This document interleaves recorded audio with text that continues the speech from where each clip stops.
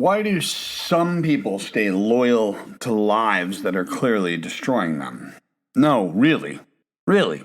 Why do people stay in dead relationships, dead careers, dead identities, long after they know and understand that something is indeed wrong? And why does walking away and letting go of the past feel almost impossible sometimes for people? Most people think it's a weakness in some way, shape, or form. But what if, just what if, it's something far deeper than that? What if people stay in that old connection to who they are because they've already invested too much of themselves to actually turn back? They invested time, they invested pain, effort, years, and they've invested their whole identity behind it. That is where the slippery slope actually happens.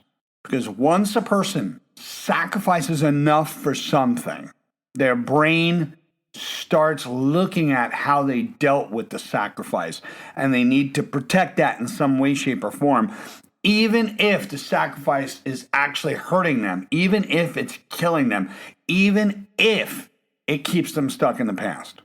That is the sunk cost identity. And honestly, a lot of people are living inside of it. So you see it everywhere. You know, the guy who hates his career, but he keeps going because he already spent 20 years building it. And that's why companies create things like a 401k. They keep you invested. They call it the golden handcuffs in the career circles, keeping you locked in. What about the woman who stays in a miserable relationship? Because we've already been together this long, might as well keep on going. Or the YouTube influencer who no longer enjoys social media whatsoever, but keeps posting because of their identity depends on that attention and putting it out there. Or what about the person who completely outgrew their friend group years ago, but then somehow keeps pretending, and the group is no longer there anymore? Why? Well, because leaving would actually force people to take a hard look at a strong and terrifying question. What if all those years were actually wasted? That is what people think.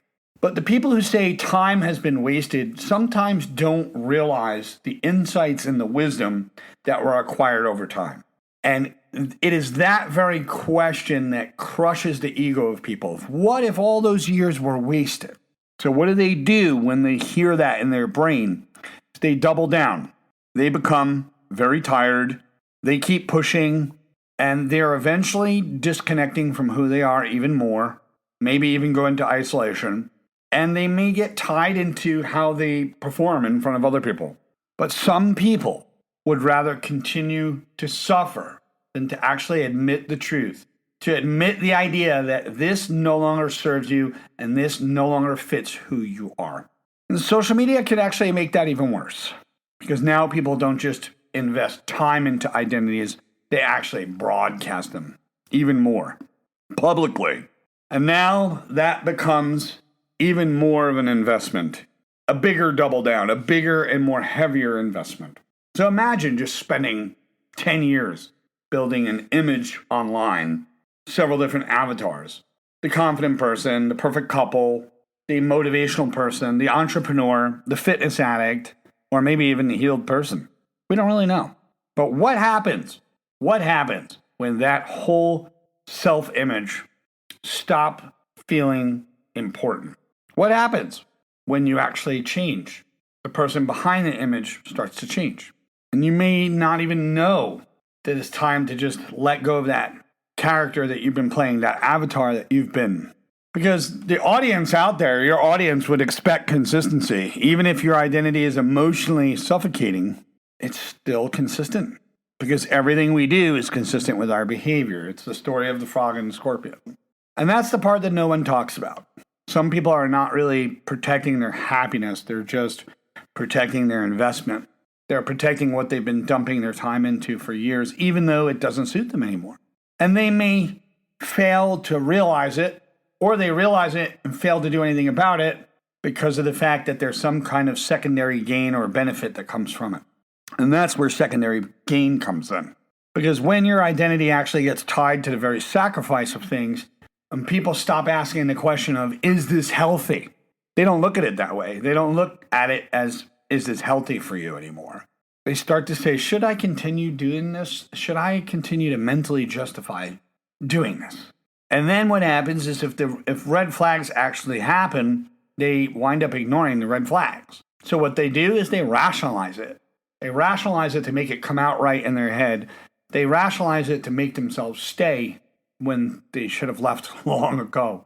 And if you have to admit the truth, that would actually be admitting that you became somebody that you no longer want to be.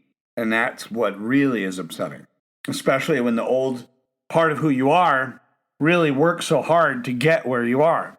You know, you got the respect, you got the status, you got the attention, you got all of that.